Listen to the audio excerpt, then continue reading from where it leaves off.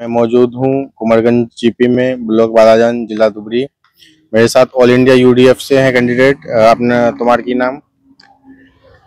नमस्कार, मोर नाम देवेश्वरी दास। मैं कुमारगंज गाँव पंचायत जिला परिषद की सदस्य 8 नং बालाजान नंबर ब्लॉकेर आंचलिक काउंसिलर।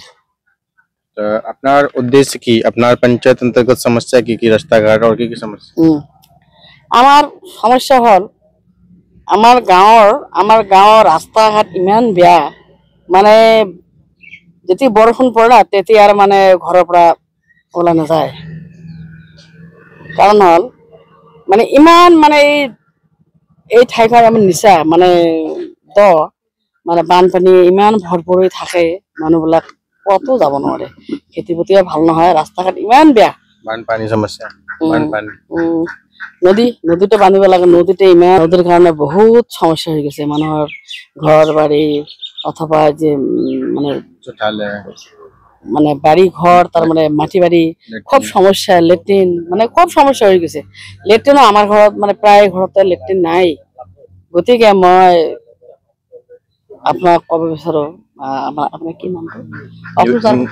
অসম চৰকাৰক মই ক'ব বিচাৰো যে যাতে এইবিলাক সমস্যা যাতে সমাধান কৰিয়ে, তাৰ কাৰণে মই আপোনাৰ চৰকাৰক অনুৰোধ জনালো।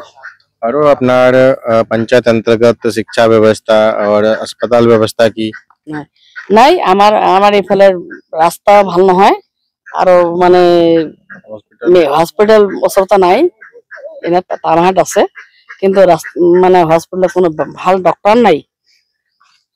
যদি কাৰোবাৰ হঠাৎ বেমাৰ হৈ যায় তেতিয়াহ'লে আমাৰ কোনো হেৰি নাথাকে, মানে সোনকালে যে যাম সেইটো আমাৰ সমস্যা হৈ যায়।